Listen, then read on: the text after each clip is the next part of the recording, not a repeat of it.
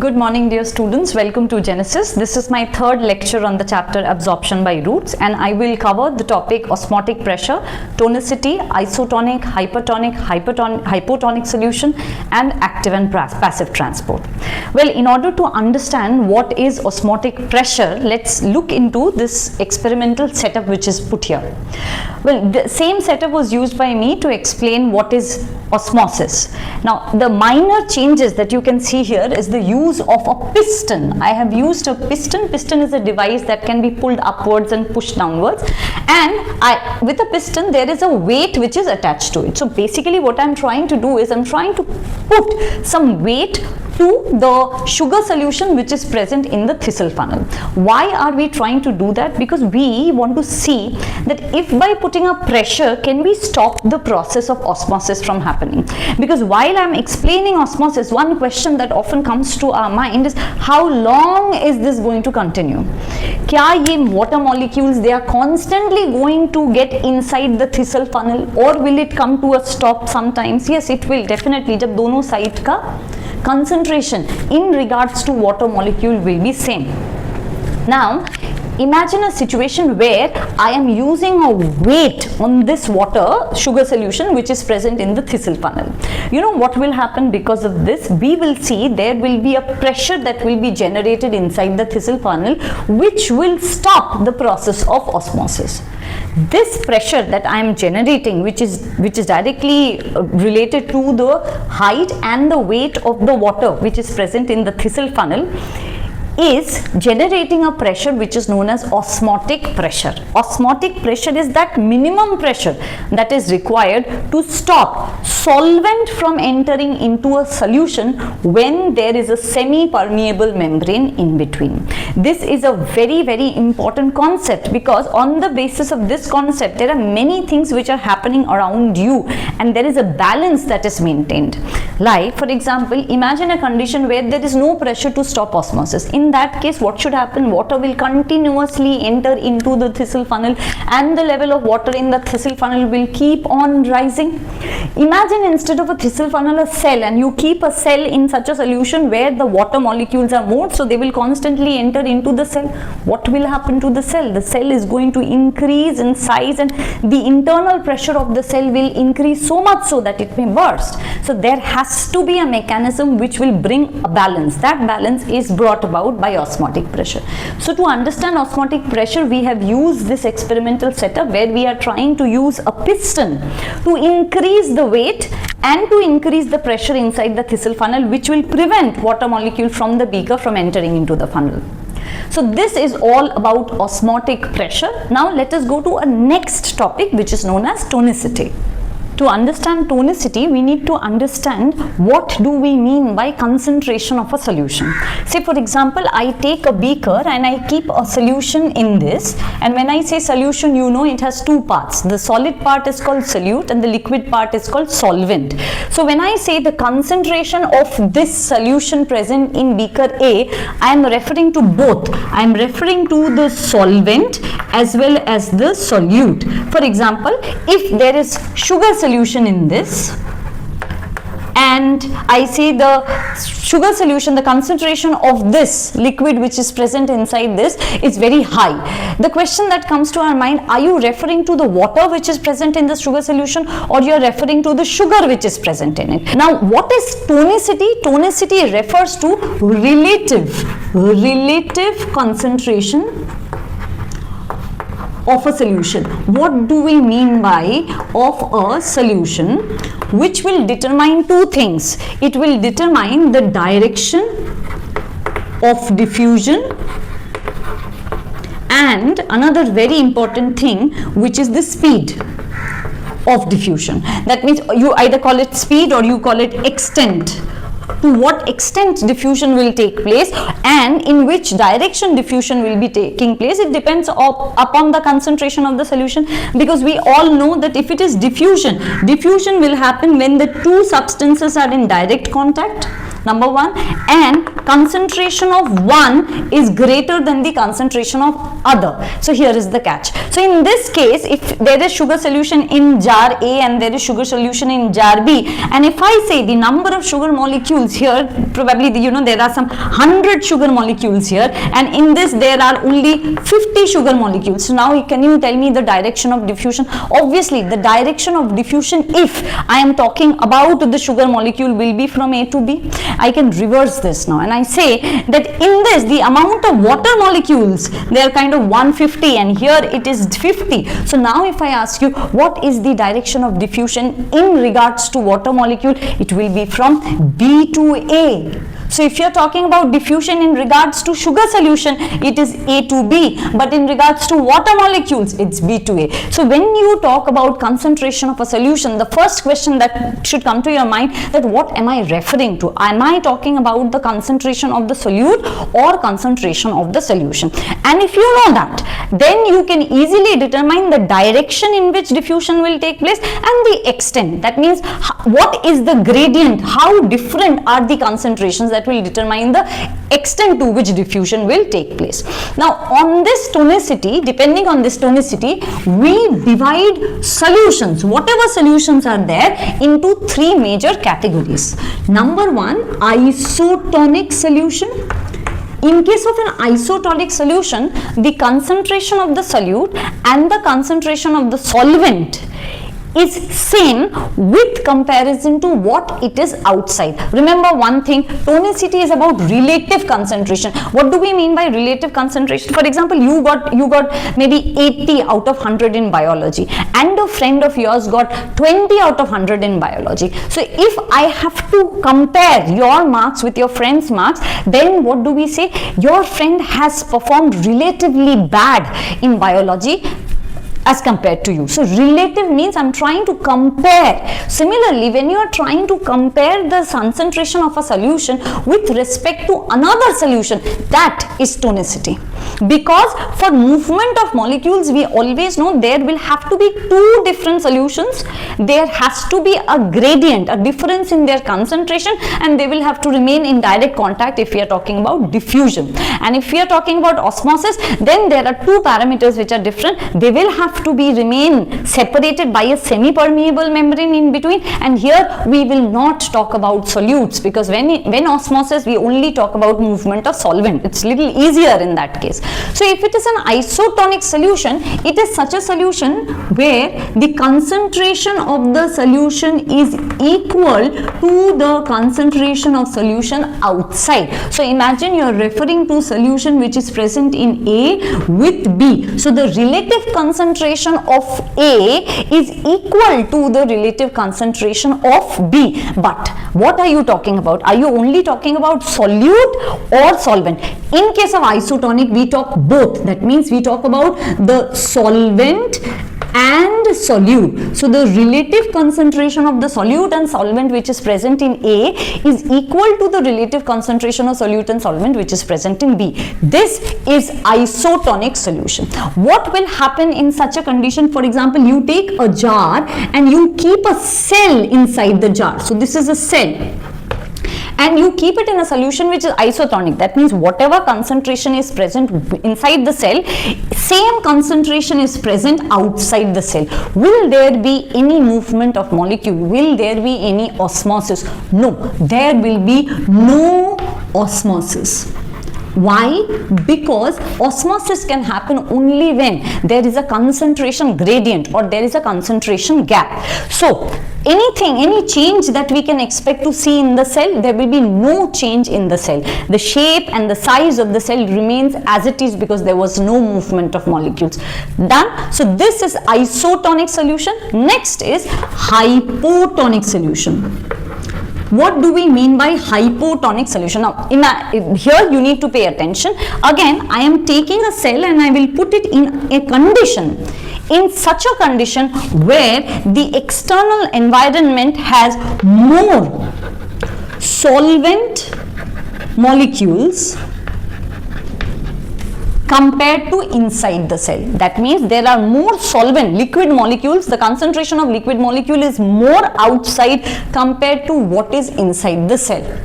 So what will happen in such a condition, what will be the direction of movement of the molecules? Obviously the water molecules will undergo osmosis, and since it's a cell, it has a semi-permeable membrane, the movement of water molecule will happen from the environment outside into the cell. What is this called? This phenomena is known as endoosmosis.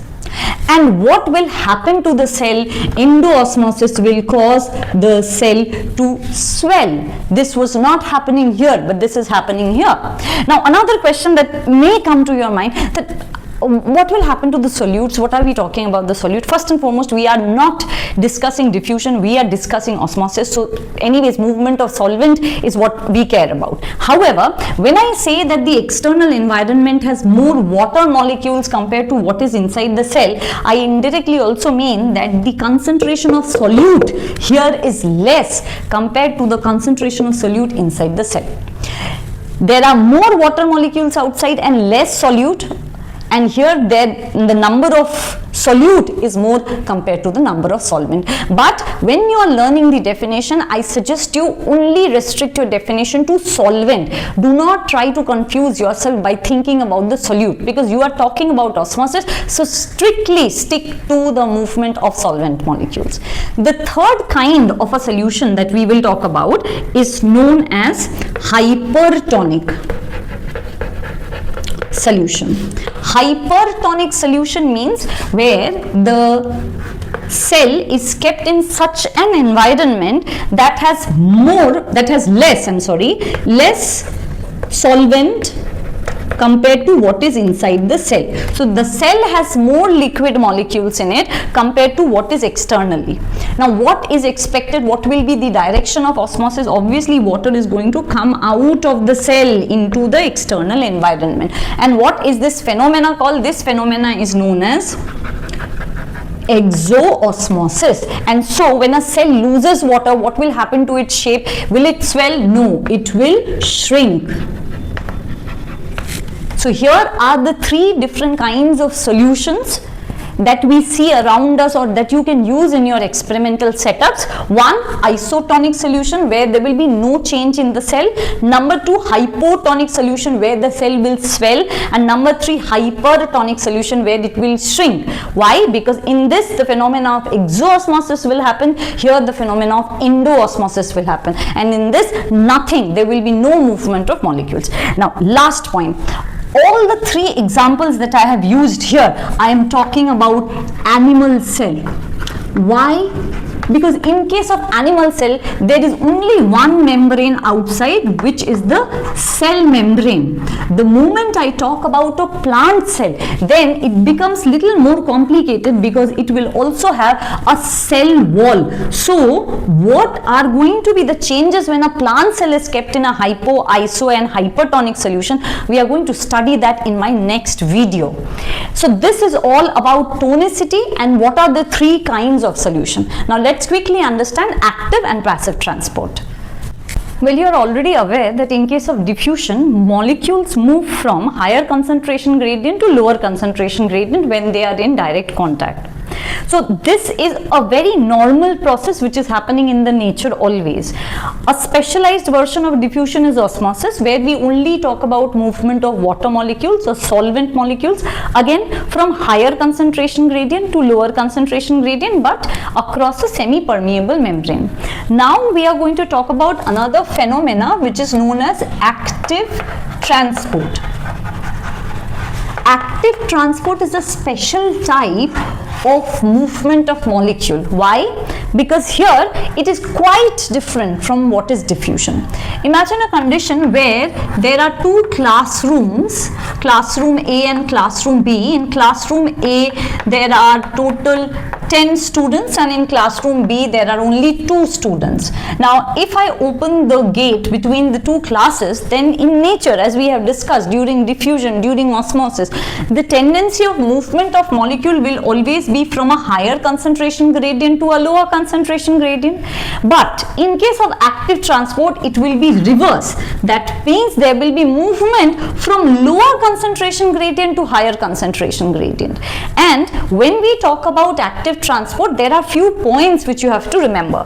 When you talk about active transport, you only talk about movement of solute, which is movement of ions and salts only. So you are not talking about movement of solvent molecules here.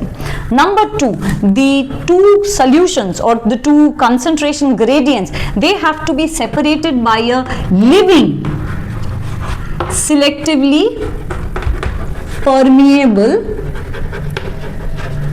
membrane. In case of diffusion, of course, it does not matter whether the partition is living or it is dead. Only the thing is they have to be in direct contact. In case of osmosis, it has to be a semi-permeable membrane, can be dead, can be living. But in case of active transport, specifically, it has to be a living selectively permeable. Selectively permeable means where it's going to select which molecule will pass through it, because we are only talking about ions and salts. So depending upon their size, it will decide whether it will allow the free pass, whether it will allow the passage of molecules across it or not. Third very important thing about active transport is the direction. So it is movement from a lower concentration gradient to higher. This we have never seen. We have never seen this in diffusion. We have not seen this in osmosis. This is absolutely a new concept where movement is happening from lower concentration gradient to higher concentration gradient. And last, for this movement to happen, there is a price that has to be paid. So in this, there is use of energy for this movement of molecules to happen in the form of ATP from the cell. So the cell will have to spend ATP molecule for this phenomena to happen. Where do you see this? You see this in the root hair cell. When they are absorbing what? Salts and ions from soil. Now the question is, that means it is active transport happening when the root hair cells, they are absorbing ions and salts from the soil. Does that mean the concentration of ion, the concentration of salt is actually less in the soil compared to inside the cell? Yes, it is. It is less in the soil of that amount which is present in the cell. Like I told you, do not think about the volume of the soil which is outside. When you are comparing the two, the volume of the cell, compare the volume of the cell to the exact volume of soil. And here we see the concentration of salt is already higher inside ions and salts. It's already higher in the cell sap of the root hair cell. Yet it takes up more from the soil. And how does it do? The concentration of ions and salts, that's comparatively less there in the soil as compared to the cell, but still it is trying to move these molecules from a lower concentration gradient to a higher concentration gradient. So this can happen only when we are talking about a living selectively permeable membrane. Number one, movement is from lower concentration, and this cannot happen free of cost. So for this, the plant has to shell out ATP.